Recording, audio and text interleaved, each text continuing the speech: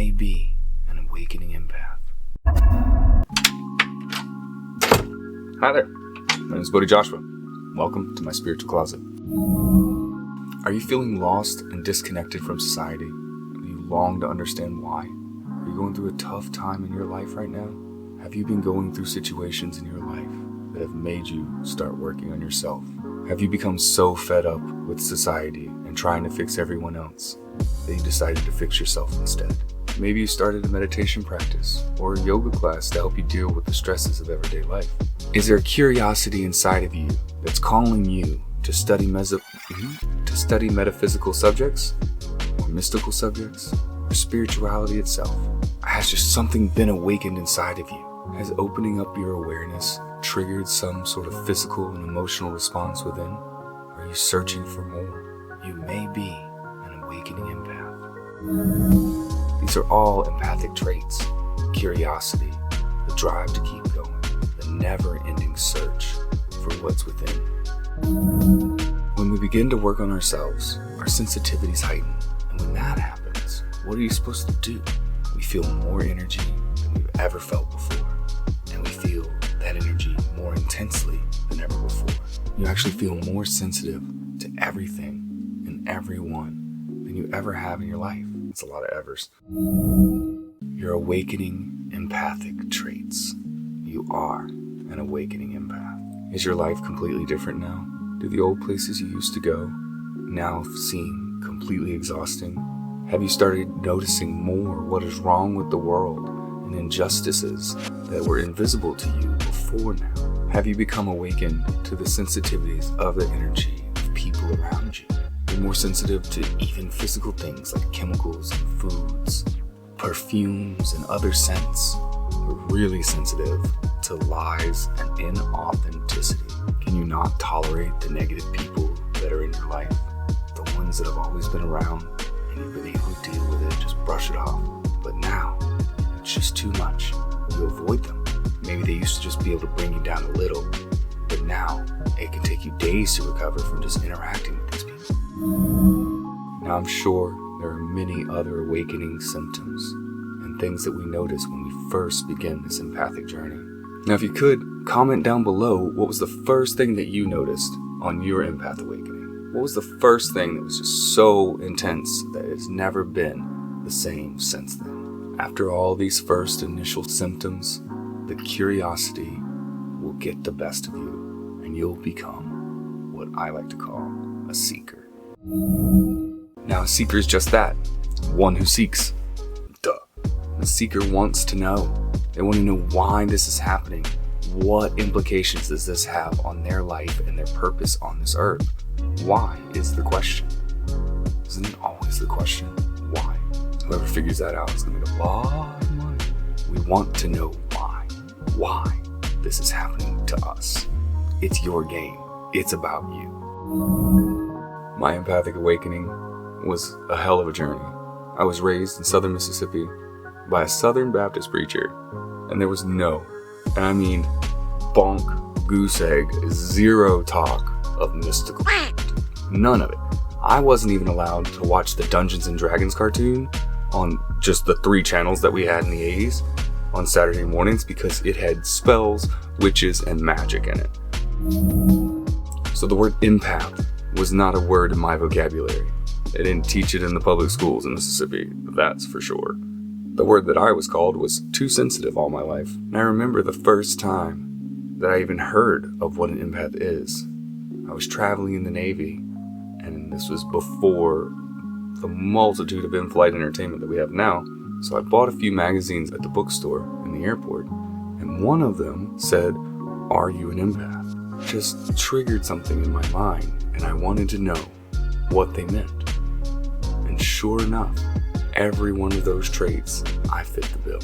Every bit of what they said was like reading from the last 20 years of my life. It was completely liberating to know that there's nothing wrong with me.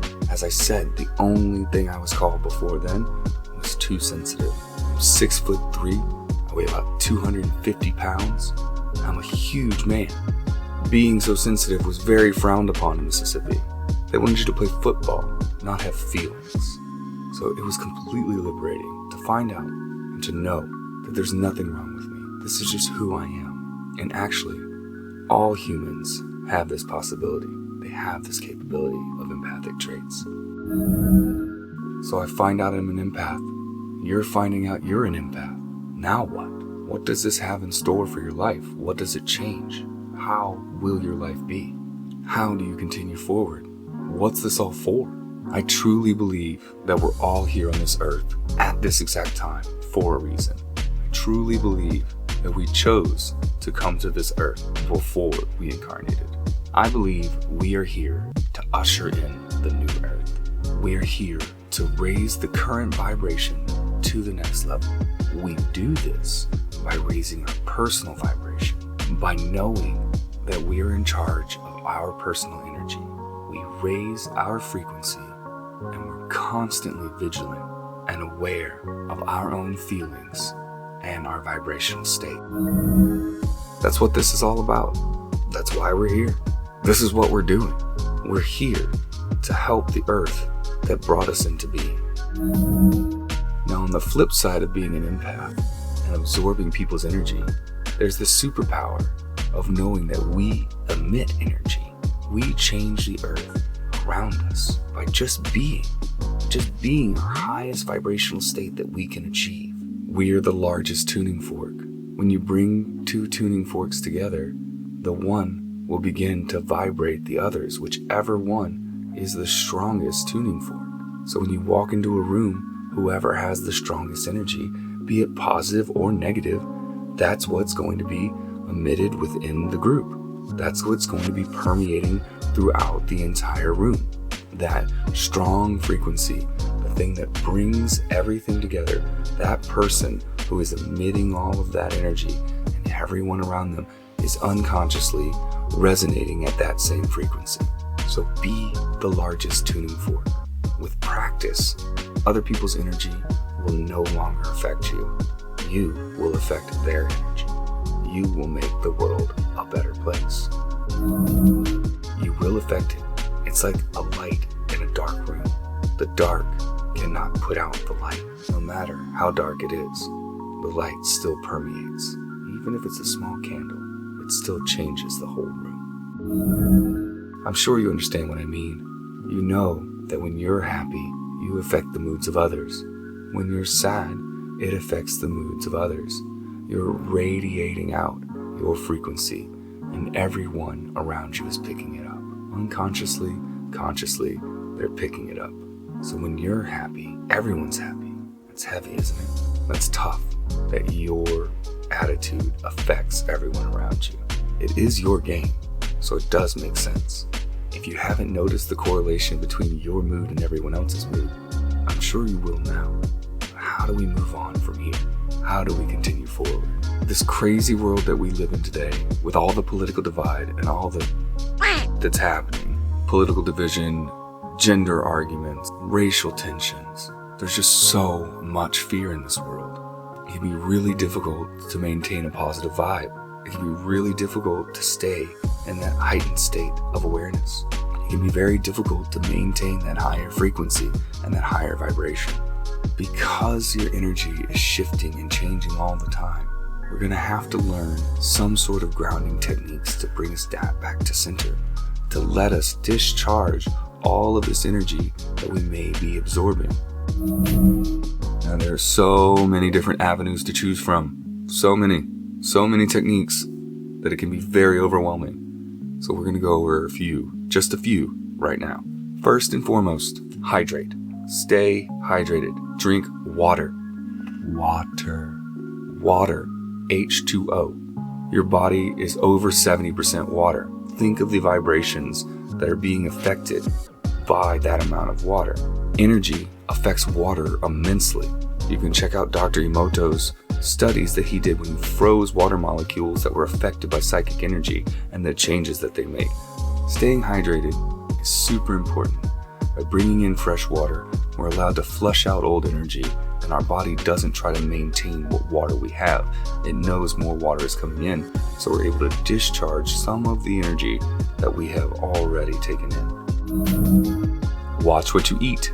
Pay attention Be self-aware how you feel when you eat a certain food. If it brings you down, try to avoid that food. If it brings you up, try to increase that food in your diet. Get outdoors.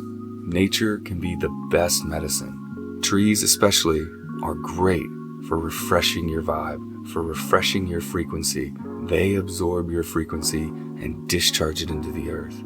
They are there as these grounding pillars that can take our energy and recharge us back to the frequency of the earth that we're supposed to be at. A couple of methods you can use called tree hugging and forest bathing. Check them out. Get physical. Move your body. Use the body that you were given, this meat vehicle, to traverse this earth and use it.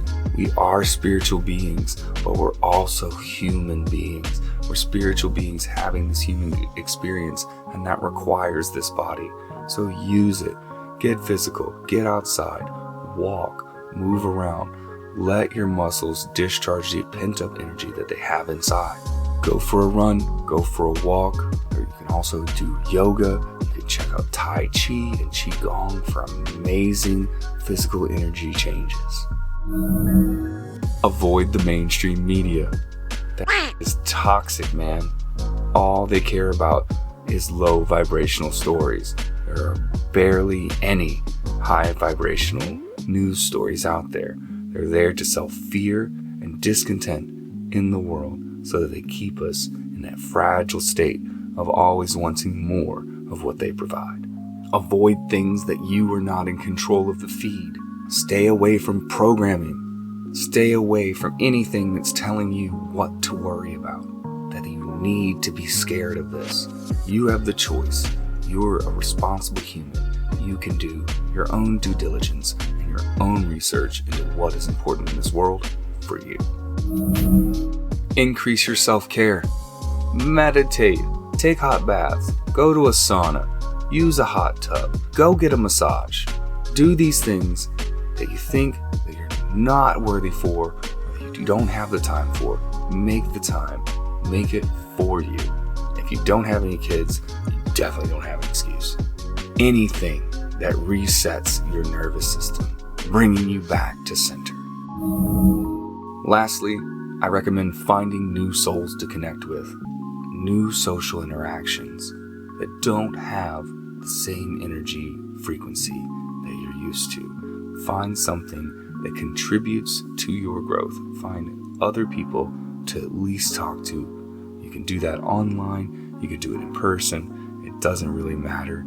As long as you are increasing your tribe and raising your vibe, that's what's important. If you want to, you can comment down below, starting your tribe with me. I'm always here, every day. I'm on YouTube. Please feel free to comment down below, join in the conversation, start raising your frequency and meeting new people and forming your tribe.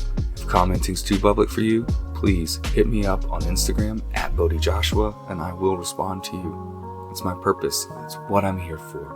I'm doing my part to raise the vibration of the earth, to bring her to her next evolutionary stage. One grain of sand at a time, we can tip the scales to a new evolutionary stage. Thank you for joining me today. I hope this video brought you some value, and I hope that you can continue your awakening as an empath. Again, my name is Bodhi Joshua, and I'll see you in the next one. Peace.